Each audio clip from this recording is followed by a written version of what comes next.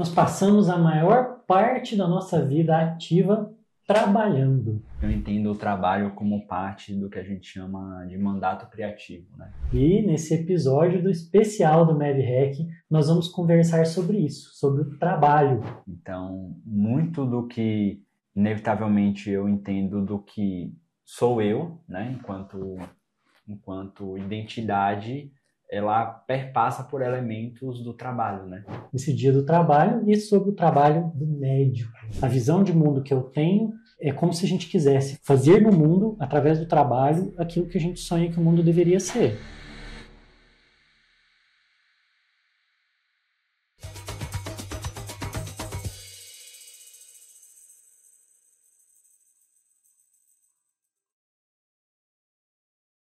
Eu estou aqui com o Caio para a gente conversar isso. Caio, o que significa o trabalho? Qual que é a importância do trabalho na sua vida, para você?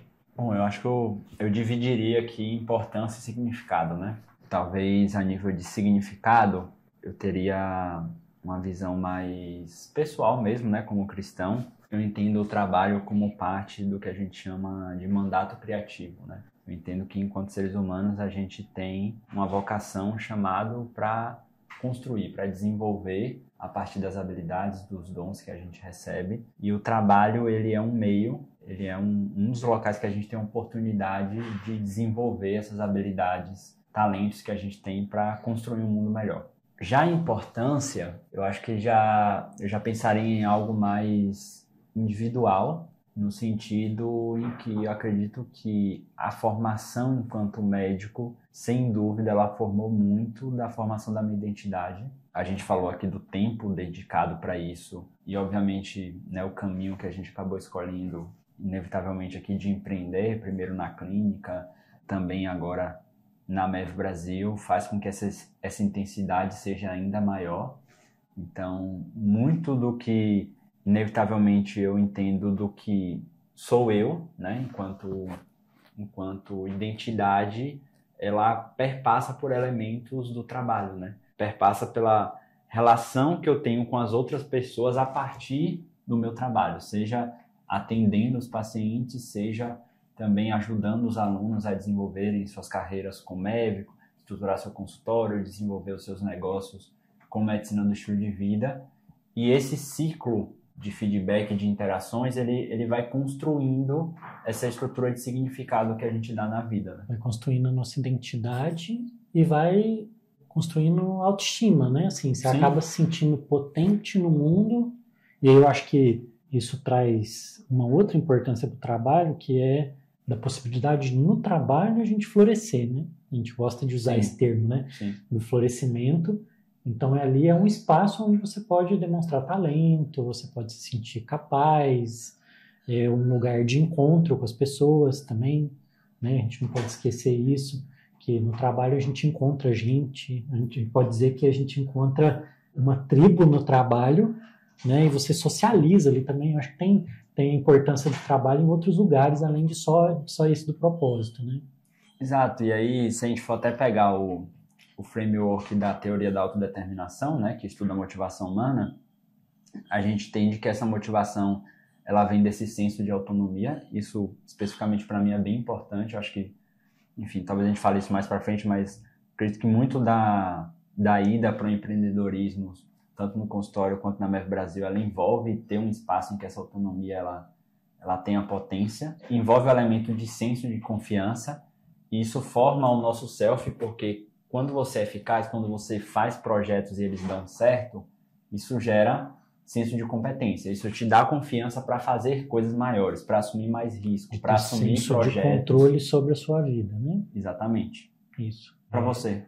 Para mim, sim. Para mim é isso. Eu acho que existe esse elemento do florescimento, do desenvolvimento de talentos e habilidades. Enxergo também como parte de um projeto de construção de um mundo, de uma ideia de mundo. Acho que a gente leva isso para o trabalho da gente. Sim. A visão de mundo que eu tenho é como se a gente quisesse fazer no mundo, através do trabalho, aquilo que a gente sonha que o mundo deveria ser. Sim, eu acho que é isso. Não é só pagar a conta. Tem essa função do trabalho, obviamente, sustentar a vida, mas tem essa também de criar um mundo. Eu diria que aproveitando ainda esse gancho, talvez a gente tem dois extremos. Aqui eu vou botar extremos na minha visão, até usando aquela ideia aristotélica da virtude como equilíbrio entre dois meio, opostos, né? Eu acho que de um lado a gente tem até o que alguns autores têm chamado de workismo, né? Ou seja, é quando o trabalho ele captura todo o restante da dimensão da vida da pessoa. Tipo, ela só é reconhecida dentro desse espaço e toda a identidade dela é englobada unicamente naquilo. É o centro de gravitação em torno do qual tudo funciona, e quando aquilo não está, tudo desaba, né? Em vez de ver o trabalho como algo que sustenta outras coisas. Exato. Né? E talvez o outro extremo seja quando a gente vê o trabalho apenas como uma lógica financeira, né? É um meio pelo qual eu, enfim, consigo recursos para pagar minhas contas. E aí leva as pessoas para um lugar que é aquele de tentar sair daquilo o mais rápido possível, que é ganhar o mais dinheiro que puder para nunca mais ter que trabalhar. Né? Porque aí se as contas estão resolvidas, é quase um... Gera uma relação de cinismo, né? Quase, né? Cinismo, mas gera aquilo que às vezes já li sobre isso, assim, de uma coisa meio que de redenção, né? Assim, vou me livrar do trabalho como se aquele fosse um inferno. Não tem esse aspecto que a gente está colocando assim de ser um ato criador. Na verdade, o trabalho é um ato, como se fosse um inferno. O que a pessoa mais quer na vida é conseguir se aposentar, né? Isso, que é a salvação pela aposentadoria, vamos dizer assim, em vida, né? E pegando esse gancho, né? Talvez entrando um pouquinho mais aqui na sua história, você sempre pensou em medicina? Por que medicina, por que não outra coisa? Isso é legal, né? Assim, eu sempre entendi que eu precisava fazer do mundo um lugar melhor. E o lugar onde eu faria isso seria através do trabalho, e eu passei por vários lugares. Assim, inclusive pela ideia de ser padre. Eu não pensava em fazer medicina no começo, não. Aliás, quando eu lembro uma vez, assim, eu devia ter uns 8, 9 anos, e eu estava vendo uma revista. Essa revista tinha lá uma reportagem sobre o coração, era super interessante. É coisa de nerd, né? Com 8 anos, era super interessante. E aí a minha avó perguntou, eu estava vendo aquilo, ela falou, você vai ser médico? Deus me livre. Eu falei, desse jeito. E eu pensava em outra coisa, pensava em química, engenharia, alguma coisa que mexesse com alguma coisa científica. Depois eu pensei na ideia de ir para a saúde como um lugar onde eu podia dar uma contribuição grande. No meio do caminho entrou a ideia de ir para a vida religiosa. Então, assim, eu fui para a medicina não com a cabeça de ser médico, mas com a cabeça de estar dentro de um campo em que a minha contribuição para o mundo poderia ser importante. Então, foi para isso que eu fui ali. Então, pensando assim, saúde é um lugar que importa. Vou fazer diferença ali dentro. Para entender da saúde, eu teria que fazer medicina. Tanto que eu fiz uma carreira muito acadêmica ali, fui fazer mestrado e doutorado pensando, não foi nem na área da medicina que eu fiz, assim, foi dentro de biotecnologia e tal, pensando em construir uma empresa de biotech, porque eu queria dar uma contribuição desse jeito para a saúde. E aí depois agora você veio para uma tech. Aí eu vim para a tecnologia humana agora, para Behavior Tech, né? Mas e você? Como é que você foi parar? Então, porque não foi medicina para o começo também. Não, a minha formação até de ensino médio era uma formação híbrida, né, de engenharia. Então, esse era o caminho meio que mais natural, por ter um perfil talvez analítico, enfim. E aí o meu encontro com a medicina, que eu também não tinha, enfim, pessoas próximas, assim, que eram muita referência em relação a isso, se deu quando eu comecei a cuidar do meu próprio estilo de vida, né? Então, se deu quando eu comecei a me envolver com musculação, alimentação saudável, e aí talvez por um perfil também de querer sempre aprofundar as coisas, comecei a estudar muito sobre fisiologia, sobre bioquímica, e aí foi quando o mundo até, eu diria até mais amplo, da própria biológica, das ciências naturais, começou a se abrir mais para mim, e aí entra a coisa da autonomia, né? Eu acho que era uma das coisas que eu tinha clareza já nessa época. eu não me via dentro do cenário que era mais comum naquele roteiro que eu estava, que era bastante limitado de compreensão. Eu entendia a engenharia ali, a formação técnica que eu estava, num contexto de você ir trabalhar na indústria, em que você bate ponto, em que você, enfim, tem toda uma carreira completamente estruturada e que geralmente é uma estrutura que você tem menos autonomia. E aí, quando eu comecei a entender que isso era muito importante para mim, eu entendia que aquele não seria o espaço, e na medicina, apesar de conhecer muito pouco, por algum motivo eu achava que isso seria mais favorável. E como eu nunca tive atratividade pela ideia padrão médica do cara que está no hospital, aquela ideia house, né? Tipo, provavelmente eu fui um dos poucos estudantes de medicina que nunca assistiu nenhuma série médica, porque eu nunca me interessei por aquele estereótipo do médico que faz o super diagnóstico porque ele sabe a doença que ninguém sabe, bem um estereótipo house, né? Então eu já entro em medicina com um viés MEV, apesar de não conhecer o movimento nessa época, mas com esse viés de promoção de saúde, com interesse, e já com uma ideia, de alguma forma, de fazer isso de uma maneira mais autônoma, né? Que eu construísse a carreira com as minhas próprias regras, entre aspas. Você acha que se você tivesse tido um familiar médico, você teria uma outra visão? Porque assim, nós estamos colocando aqui que nós dois não entramos na medicina com a ideia do médico, assim, né? Desse tradicionalzão, assim. Só talvez fazendo criasse um viés, né? Hoje, eu pensaria que eu sou também médico. Hoje eu me vejo muito mais assim, né? Então, hoje eu também sou médico, mas acho, talvez hoje com algum grau mais de compreensão da minha própria identidade, dos meus pontos, que eu poderia fazer várias outras coisas. Não me arrependo em nenhum momento de ter feito medicina, porque eu acho que a medicina ela abre um leque de possibilidades gigantescas, porque as oportunidades dentro da área de saúde são muito grandes, né? Desde você ser prestador de serviço, gestor, pesquisador, professor, empreendedor. Então, vários desses campos me atraem de forma diferente e a medicina eu acho que abre um leque bem grande. Você me lembrou uma coisa muito interessante. Eu lembro que quando eu entrei na faculdade, né, logo que eu entrei, estava acontecendo a Semana Científica da Medicina, Sim. que era aquele evento Sim. acadêmico, né? E teve um palestrante que ele falou um negócio muito legal. A medicina é uma área que você não precisa se adaptar a ela. Você pode adaptar ela a você. Eu nunca esqueci isso. Porque você pode história, fazer... né? Você não gosta de gente, você vai fazer radiologia. Maldade. Pensando nisso, então, assim, de ser médico, né? Depois que você entrou nisso, qual que foi a história mais marcante dentro da medicina que pode ter feito assim... Foi para isso que eu vim para cá. Tá, eu acho que para mim são dois eventos distintos. Eu acho que tem um evento que foi o mais marcante, tem um evento em que foi aquela vez que eu falei, cara, é isso. O mais marcante, ele foi durante a formação, internato, acho que foi a primeira cirurgia que eu entrei, então já contei aqui que eu sou um cara que nunca tive muita atratividade pelo hospital, ainda mais o centro cirúrgico, então era um ambiente mais aversivo para mim. Eu vou tentar ser breve, porque essa história geralmente ela me emociona.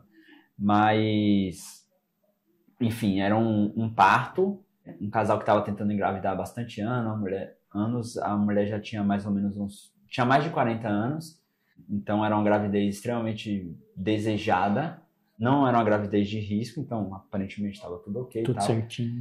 E o resumo da história é que, enfim, né, a criança nasce sem batimentos cardíacos, enfim, né? Foi tentado todos os procedimentos ali possíveis e não teve resposta, né? Mas mais do que, vamos dizer assim, um elemento, enfim, né, do falecimento e tudo, foi o contexto emocional em que isso aconteceu, né? Então, me lembro muito bem do neopediatra ali, naquele momento, depois de quase 20 minutos na RCP, né? Quando ele falou, bom, não tem mais para onde ir, do pai da criança abraçando o neopediatra, agradecendo por tudo que ele fez e agradeceu toda a equipe.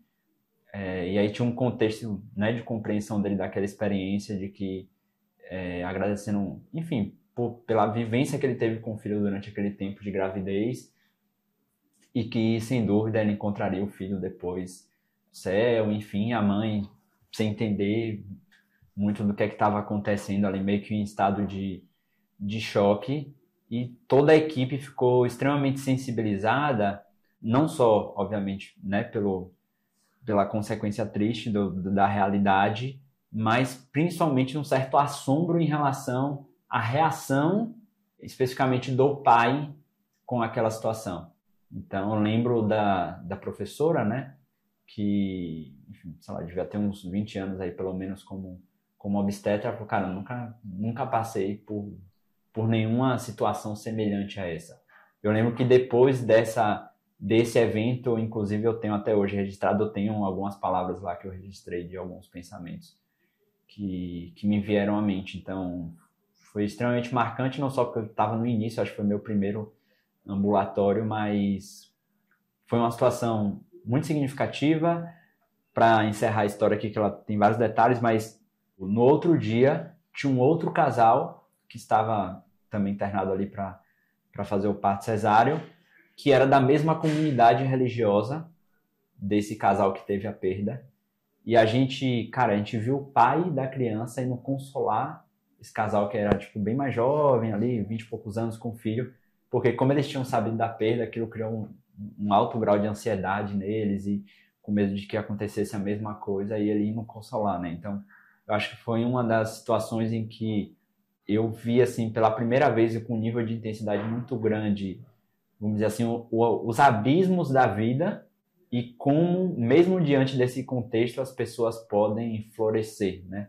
No sentido, assim, mesmo diante de uma grande dor, aquela situação, ele estava quase que utilizando aquilo para fortalecer outras pessoas. Enfim, foi uma experiência bastante intensa. Agora, a segunda, que é quando é que eu senti assim, caramba, foi para isso que eu entrei na medicina. Eu acho que como eu entrei com esse viés de promoção de saúde, aí no meio do caminho eu conheci a medicina do estilo de vida e meio que fui construindo já no final da formação, meio que tudo que eu estava fazendo nessa direção. A primeira vez que eu realmente eu lembro desse dia foi o dia que eu fiz o meu primeiro atendimento no consultório particular, em que eu fiz a consulta do jeito que eu acreditava, com a estrutura, obviamente, né, numa estrutura bem mais imatura do que depois acabou se tornando, mas era assim, cara, poxa, aqui eu consegui fazer a medicina que eu acredito. Com um modelo de MEV ainda bastante primitivo, né, eu já tinha formação em MEV, mas ainda sem, batendo na cabeça ali, tentando encontrar uma estrutura, né, mas eu lembro, assim, do impacto que aquilo teve na paciente. Uma paciente já tinha passado por vários colegas e não tinha, enfim, tido um resultado bacana, e aquela paciente depois me indicou várias pessoas, enfim, foi bem marcante, assim, e só reforçou para mim a tese de que o consultório particular, e aí considerando também a necessidade de autonomia, era o caminho que faria mais sentido para mim na minha carreira. E você? Eu estava pensando aqui, né, eu acho que dois momentos assim importantes, né? Um durante o internato, de uma paciente que tinha um tumor, um câncer muito complexo, muito complicado, tanto que até o diagnóstico ele era confuso, assim, os patologistas discutiam o que era o diagnóstico, isso atrapalhava um pouco o início do tratamento, patologistas de cidades diferentes, com exames diferentes, assim, era bem complicado. E essa paciente tinha acabado de ter tido um filho, e ela sofria muito, tinha muita dor, e ali naquela relação com ela, de estar cuidando dela, eu entendi a importância da gente estar junto com a pessoa não para aliviar a dor, mas para diminuir o tamanho do sofrimento. Essa história ela foi muito, muito pesada, assim, eu cuidei dessa paciente um tempo e ela perguntava para mim se ela ia morrer, né? E você com experiência nenhuma de vida, né? Como é que você vai ajudar essa pessoa? O que eu respondo? O que eu falo? Então me ensinou muito. Eu vi muita coisa por conta da psiquiatria muito difícil.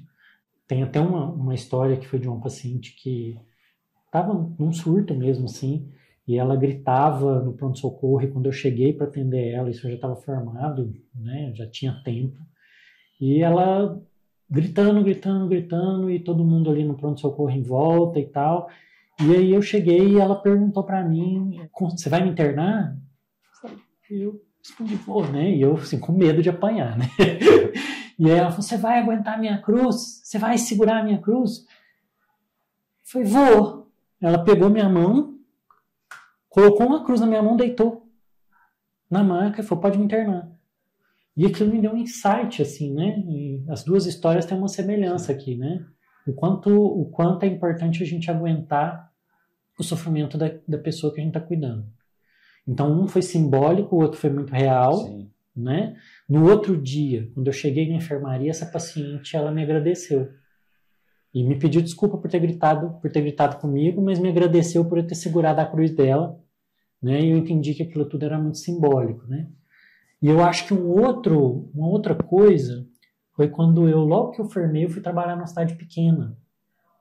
Tinha 4.000 habitantes, eu era o médico da cidade. E isso foi uma coisa muito importante, porque assim, eu cuidava da comunidade. Eu tinha um papel de cuidar da comunidade. Então assim, eu ouvia, eu aconselhava. Então assim, foi aquele momento que eu falei assim, eu entendi agora o que é ser médico, né? Nesse contexto. Numa cidade pequena, né? Então assim, tinha as autoridades da cidade, o prefeito, o padre e o médico. E eu visitava a cidade, eu andava, visitava as pessoas iam tomar conselho comigo. Ali eu entendi a importância que eu tinha. Isso foi um momento muito marcante. Você tem se desenvolvido e aprendido com os conteúdos aqui do podcast do MevHack, então tem uma oportunidade para você. Para ir rapidinho o que você está fazendo agora, você vai lá no perfil do MevHack e você vai ter a oportunidade de avaliar esse podcast com a quantidade de estrelinhas ali que você achar que o conteúdo daqui agrega de valor para você. Lembrando que essa é uma forma também de você demonstrar a sua gratidão e a gente vai podendo criar esse ciclo aí de perceber que a gente tem feito diferença na vida das pessoas e que você vai poder fazer a diferença também na vida dos seus pacientes. Então, convido você a avaliar o podcast e seguir também para receber todas as notificações. Você foi falando, foi aparecendo outras histórias aqui, mas vou deixar para depois. 3 anos para lembrar todas as histórias. Entrar nesse ciclo aí é complicado. Mas pensando no contraste agora, qual que você acha que foi o momento mais difícil? E aí não necessariamente uma história de um paciente, né? Mas pensando a nível de carreira, na jornada, qual foi o momento que você considera mais difícil? Sem dúvida nenhuma. Pegando aquilo que a gente começou esse podcast, se o trabalho ele define quem você é, ele te dá sentido, ele é um lugar que você exerce seu lugar no mundo, foi um período em que eu trabalhava num lugar em que eu queria dar tudo de mim, eu queria fazer o de melhor, estudava pra caramba, como sempre, e queria dar para os pacientes o melhor que eu podia, mas eu não tinha autonomia. E era uma coisa tipo bater com a cabeça contra a parede. Até um ponto em que uma pessoa que trabalhava comigo, porque assim, eu criava projetos e aí esses projetos eles não iam para frente, as pessoas que trabalhavam comigo não ajudavam e às vezes me atrapalhavam, e aí eu cheguei num ponto de concorrer a um prêmio... de dinâmicas de poder, né? Isso. Eu cheguei no ponto de concorrer a um prêmio nacional e ter que desistir porque a dinâmica do lugar onde eu trabalhava foi ruim, então não vou nem comentar esse assunto, mas isso me levou a um burnout. Me levou mesmo assim, porque eu queria crescer, eu queria fazer, e aí um dia uma pessoa que trabalhava comigo, ela falou assim, acho que talvez você tenha que ir para outro lugar. E aí a ficha caiu, né? E aí foi aí que eu vi que se eu queria fazer aquilo que eu achava, que eu entendia que era importante, eu tinha que fazer num lugar que era meu.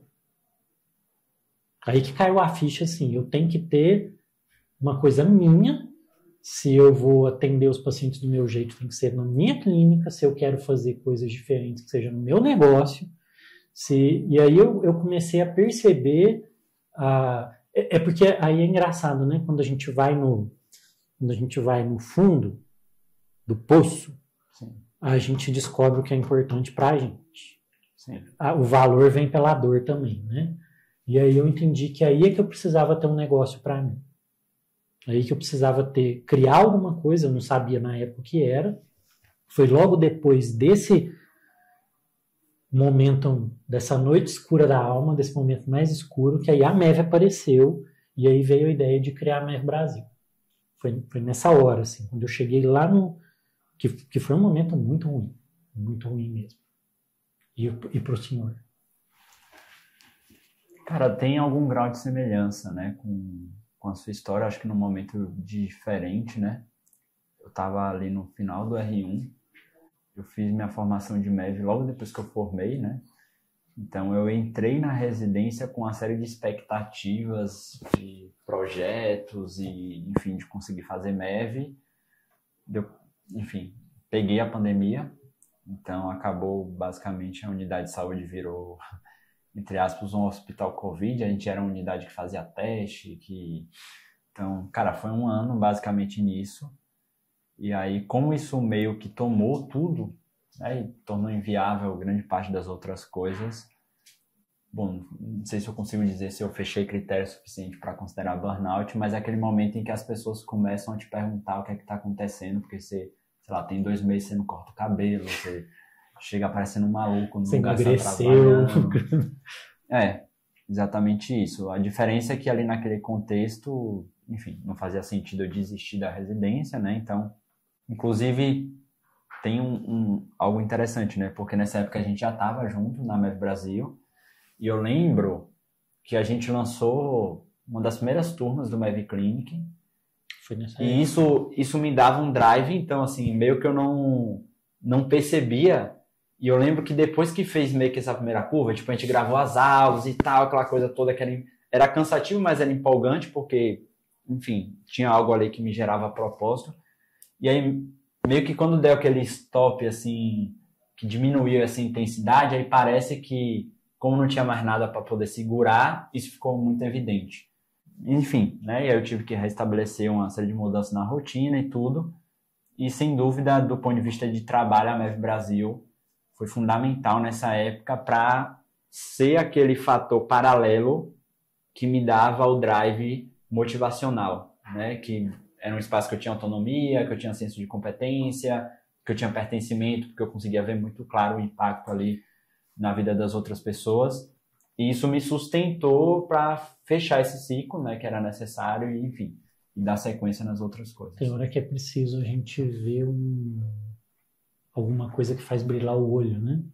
Sim. Quando a gente está nessa hora, porque parece que vira uma coisa tão escura dentro da gente que quando você vê alguma coisa brilhando, meio que você tem esperança, né? Você falou isso, eu estava lembrando, assim, eu tive um momento que eu pensei em largar tudo, assim, largar a medicina, fazer outra coisa, e quando eu vi as pessoas empolgadas com a MEV, eu comecei a ver as pessoas falando assim, nossa, essa é a medicina que eu queria fazer, eu falei assim, foi aí que eu enxerguei a importância disso e acendeu. Mas, cara, assim, a gente passa por uma formação muito longa, né? Para chegar a trabalhar, o médico, em geral, ele entra no mercado de trabalho muito tarde. Sim. Porque a gente tem que fazer um caminho vestibular. 8 a 9 anos de formação. Isso, dependendo da residência que você vai fazer, você vai estar com quase 40 anos quando vai trabalhar a primeira vez, né? Dependendo do que você escolhe. Tem coisa que você não aprende na faculdade. Sim. O que só o trabalho te ensinou? Caramba, tem bastante Porque coisa, é uma escola, né? Não, tem bastante coisa. Eu acho que poderia dar essa resposta em várias categorias diferentes. A nível clínico, obviamente, tem várias coisas, né? Quando o carimbo está na sua mão e é o seu contexto. O carimbo ensina muito, né? Que aí é o senso final de responsabilidade, né? Sei lá, primeiro anúncio de fale corre, é você que vai dar isso. Mas, talvez pensando a nível de habilidades, fugindo um pouquinho da clínica, porque teriam várias coisas da parte clínica que a gente poderia falar, eu diria que um dos pontos importantes, sem dúvida, com o meu viés aqui agora, a gente está pensando muito sobre negócio por causa da formação, né, do MEV Business, que a gente está construindo, eu diria que foi construir esse repertório de habilidades adicionais que tornassem possível o modelo de trabalho que eu acreditava como um espaço mais favorável para a medicina que eu queria trabalhar. Então, especificamente o consultório particular / empreendedorismo, para mim, ele sempre teve o significado de, caramba, nesse espaço eu consigo fazer a maneira que eu acredito que vai fazer mais sentido, principalmente para conseguir entregar para o paciente aquilo que a gente vai entendendo, que as evidências vão mostrando que é possível da gente fazer, né? Então a gente vê lá mostrando que é possível ter remissão de diabetes. Tá, é possível fazer isso em vários contextos? Sim, nós temos vários exemplos. Inclusive tive pacientes durante a residência, mesmo no SUS, que isso era possível. Mas quando você estrutura todo um sistema, né, se você tem mais autonomia ou menos, mas você estrutura todo um sistema para que isso seja possível, a tendência é que o seu senso de realização seja muito maior. E não tenho dúvida de que o espaço que você vai ter mais autonomia tende a ser o consultório particular. Então, esse conjunto de habilidades, né, que envolve estratégia, produto, finanças, marketing, vendas também, para que esse conjunto de habilidades ele seja um apoio, se a gente pensar assim, para todo o repertório clínico que você desenvolve. E aí ele torna muito mais potente o que você é capaz de realizar como resultado a partir disso. Então, sem dúvida, foram habilidades fundamentais, assim, que eu tive que desenvolver a partir de diversas formas, inclusive errando muito, né? E para ti? Para mim, enquanto você falava que eu estava pensando, né, assim, no trabalho a gente é obrigado a fazer muita coisa, mas eu acho que de todos os cenários que eu trabalhei, clínica, prefeitura, universidade, todos os lugares, eu acho que a coisa que foi a habilidade, assim, que eu mais tive que desenvolver, que eu acho que no final, assim, eu até curto, é gestão de crise. É uma coisa esquisita falar, mas até porque é psiquiatra, né? Os piores momentos, os momentos mais difíceis, sim, quando as pessoas estão brigando, quando tem conflitos que parecem sem solução, quando as coisas parecem que estão despencando, eu consegui falar assim, não, calma que dá para olhar aqui e ver como a gente vai tentar manter a coisa funcionando. Eu acho que nenhum lugar me ensinaria isso. E eu tive que fazer isso em vários lugares. Tanto que, para mim, uma metáfora que ficou dessa habilidade é como você fica de pé na tempestade. É como ficar de pé na tempestade. Então, como negociar conflitos entre pessoas. Pessoas brigando, pessoas com pensamentos contraditórios, ter que aprender a identificar qual o problema por trás do problema por trás do problema. Eu falo isso muito para os alunos no Change, né? Ontem mesmo, enquanto a gente está gravando aqui, né, ontem eu dei aula no Change e eu estava ensinando isso para os alunos. Qual é o problema por trás do problema por trás do problema por trás do problema? Porque é isso que leva você a descobrir qual o problema real que você tem que resolver. Então, acho que isso foi a coisa que eu aprendi que em nenhum outro lugar traria. E, de certa forma, comecei a gostar de estar nesse lugar. É esquisito, porque você fala assim, as pessoas querem um lugar tranquilo, né? Quando uma crise acontece, parece que um olhinho brilha, fala, deixa eu ir lá resolver, deixa eu ir lá negociar isso, né? Deixa eu conversar com um, conversar com o outro. E isso aconteceram várias vezes, assim, e em vários cenários, isso foi uma habilidade que as pessoas reconheceram, assim, assim, o momento de calmaria não é um momento que esse talento aparece. Esse talento aparece quando a casa está caindo, né? E eu acho que isso foi uma habilidade boa de aprender. Legal, bacana. Qual a maior lição que a medicina te trouxe?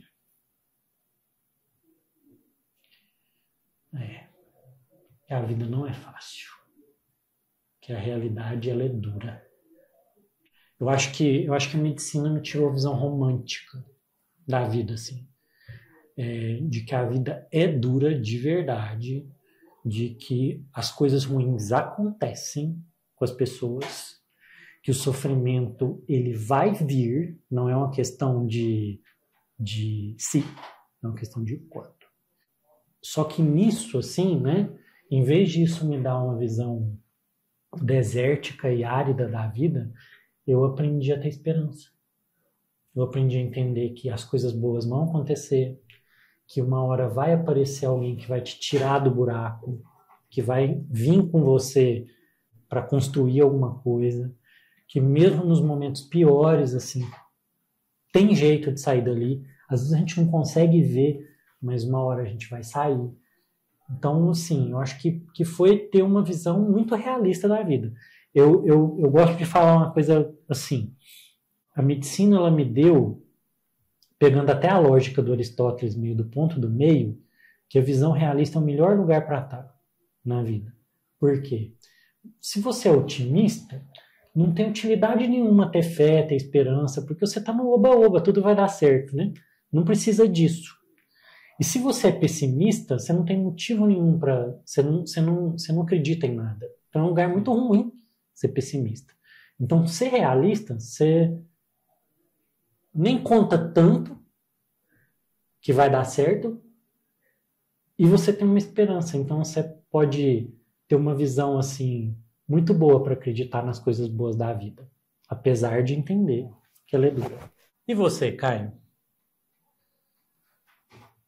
Cara, eu acho que a medicina, ela oferece um privilégio muito particular para a gente, diferente, acredito, de quase todas as outras profissões, algumas poucas da área de saúde, diria, que é a gente ter um contato muito concreto com os abismos da vida, né?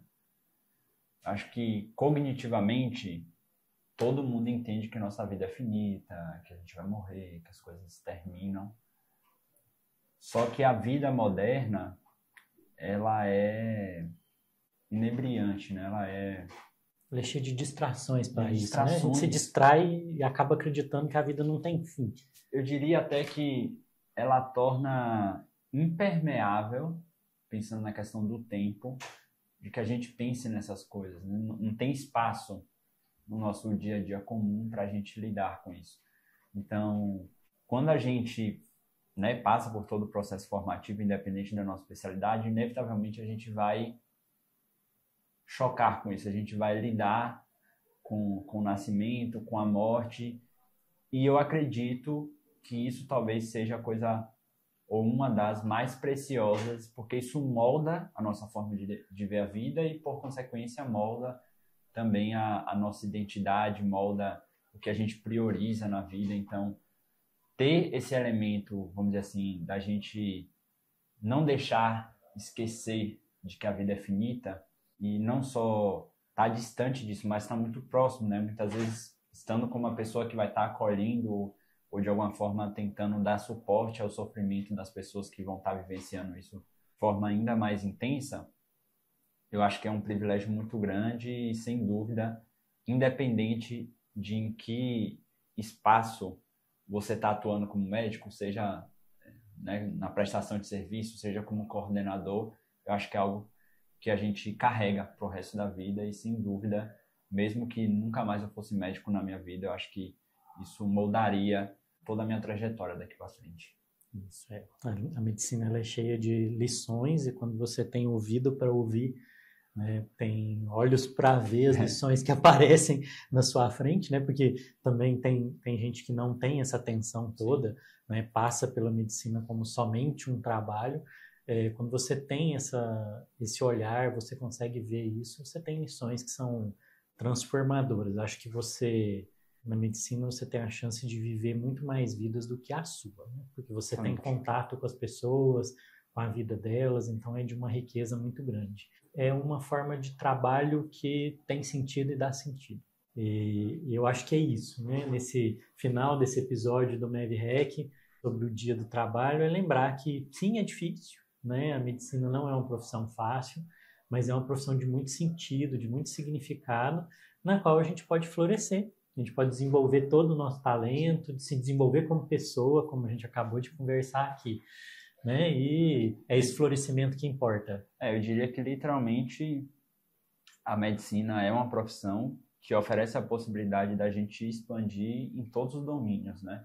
É uma profissão que, do ponto de vista financeiro, nos traz um potencial grande de desenvolvimento, de significado e propósito, porque a gente tem a possibilidade de ter um contato muito grande na transformação da vida das pessoas, e a gente sabe pela literatura que isso é o que mais impacta, né, nessa percepção de sentido da vida. É a percepção do quanto a nossa vida importa para o outro. Temos o desafio de equilibrar isso com a saúde física e mental, mas acredito também que é possível de conciliar isso, até pelas várias alternativas, né, de formatos de trabalho que a gente tem, relacionamentos sociais. Então, se a gente pensa em todos os pilares ali, né, pelo menos os 6 do florescimento que a gente tem no estudo global, eu acredito que a medicina é uma profissão bem especial, assim, de oferecer essa oportunidade em todos esses pontos. Isso. Esse é o episódio especial do Dia do Trabalho aqui no MEVREC, o podcast mais MEV do Brasil. Inclusive, já que a gente falou de florescimento, né, não posso perder a oportunidade aqui de deixar um convite também para o pessoal, que é a nossa Conferência Global de Medicina do Estilo de Vida, que a gente vai fazer aqui em São Paulo, em agosto, 29, 30, 31 de agosto. 29, 30 e 31 de agosto.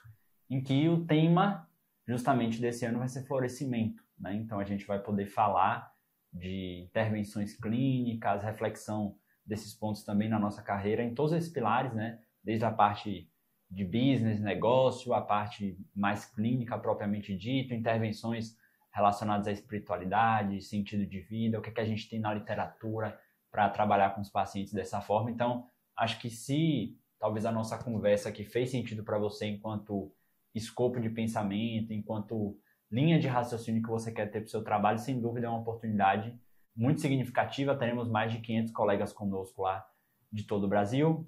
Será um dos maiores congressos de MEV do mundo, então convido você para estar junto com a gente. Vou pedir para a equipe aqui deixar um link para facilitar para você conhecer o evento e estar conosco. Isso, você vai encontrar a tribo mundial da MEV aqui em São Paulo em agosto.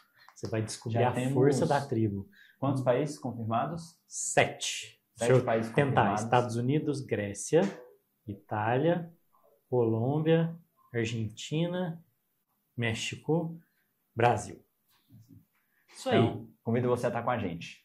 Isso aí. Mais um MEV Rec, podcast mais MEV do Brasil. Até o próximo.